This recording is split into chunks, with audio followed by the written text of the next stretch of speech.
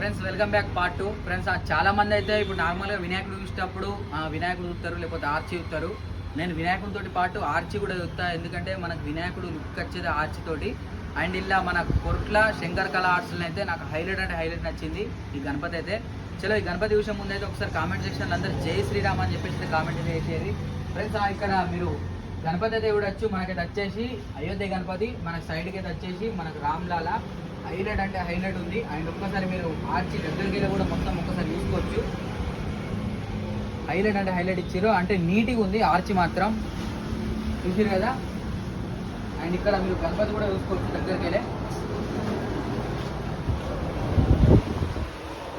Highlight అంటే highlight ఉంది.